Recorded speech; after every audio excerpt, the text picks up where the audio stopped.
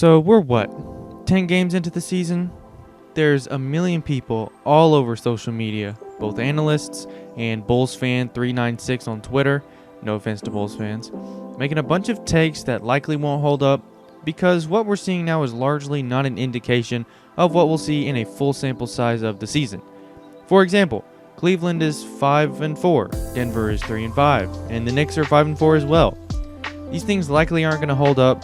Teams will go up and teams will go down, and all sorts of other things will happen. But I'm here to talk about three particular overreactions that people are having early in the season, about a manner of different people and things. So first up is a pretty obvious one, and it's Luka Doncic. As you know, the Mavs were 2-4 at one point, and Luka had just had a 12-point game or whatever in a loss to Charlotte, only playing 24 minutes. Sure, people are going to overreact about the Mavs record, and actually a surprising amount of people turned on Luka. I mean, he was the NBA's darling only about a year ago. Now people are calling him overrated and all that kind of stuff. And I'm not sure if you knew this, but he's still averaging 27 points, 9 rebounds, and 8 assists. The main thing people are worried about are his threes. At least that's what I've come to understand, considering he's shooting 20% from 3 on the season. I think his percentages aren't really as telling as people think they are, even if they aren't pretty. Luka is a 31% career 3-point shooter, so he's never really been good from 3. Even overseas, his percentages weren't really good. But I have an interesting stat for you.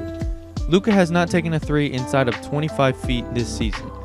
He has not attempted a single one. That's 2 feet behind the line at the very least. All 48 of his attempts have come from there, shooting only 21%. He also hasn't attempted a corner 3 all season either. Every single one of his 3-point attempts have come from above the break. 80% of his makes from there, which is 8 shots, are unassisted as well. 27 of those 3-point attempts have also been step backs, Luka. So put all these things together, and are you surprised at all that he's shooting 20% from 3 right now? I mean, the degree of difficulty of his 3-point attempts has always been high, and that has a lot to do with his 3-point percentage.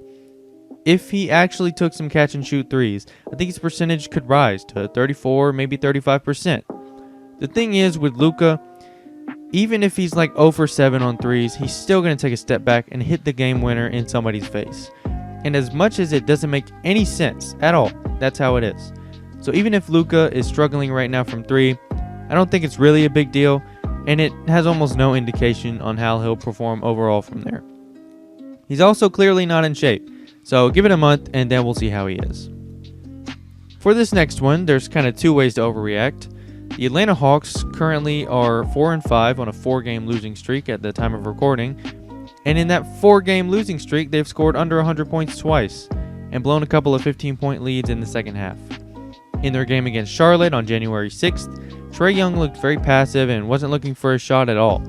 Then a day or 2 later, a story came out about a film session where John Collins said they should move the ball more and get more people involved in the offense.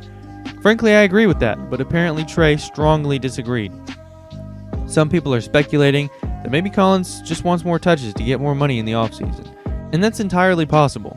But this Hawks team has a lot of offensive weapons, at least when they're healthy. They definitely should get everyone involved. But their defense has also been complete trash so far, especially on this losing streak.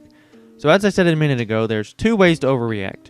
There were some people who were speculating whether Atlanta could be a team that could sniff the Eastern Conference Finals in the first week when the offense was firing on all cylinders. Now that they're struggling on both sides of the ball, people are saying they're a lottery team again. These things come with social media takes, but I think seeing both sides of this Atlanta team are completely normal. This is still a very young team, and they added a ton of new guys this offseason. This is an extremely deep team, so somebody is bound to get their feelings hurt, whether it's from a lack of touches or playing time. A team with this many players, problems are bound to arise. But with the team that added a ton of new guys in the offseason, I think this is normal. Not to mention at least half of this team are still on their rookie contracts.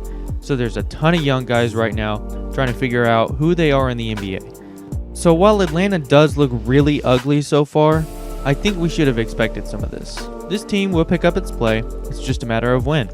They'll figure things out. They just need some time.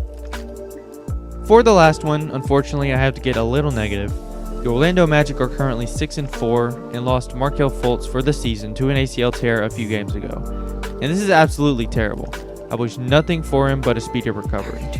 The Magic did win the game he went out in against Cleveland, but they've lost 2 in a row since his injury, by a wide margin. I'm not saying that Fultz is the one missing piece for this team, but he definitely was getting better, and it definitely helps to have an actual starting caliber point guard on the roster. Currently, the Orlando Magic are 26th in offensive rating and 15th in defensive rating. Now, this isn't anything strange for Orlando, considering this is what we've been seeing for the past few years, except one thing is different. In the past, the Magic have had a top 10 defense to make up for the terrible offense. This year, they're sitting right in the middle at 15. No team can be 26th on one end and not top 10 in the other and be decent. So unless something miraculous happens, I think we're going to see the Orlando Magic slip down into the bottom of the East. I predicted them at 11th in my standings prediction video before the start of the season, and it's looking like they'll be coming down to earth and are going to end up around there. I mean, Vucevic has been really good, giving them a really efficient 22 points on 50, 42, 75 splits. Terrence Ross has also been really good, offensively so far. But outside of those guys, there's a lot to be desired. For everyone else, the percentages are really, really ugly. And looking down the roster, it's not hard to see why they're so bad offensively. But that's been 3 overreactions from early in the season. If you enjoyed the video, consider leaving a like and subscribing to the channel. I'd greatly appreciate it. If you didn't like it, leave a dislike. And y'all have a good one.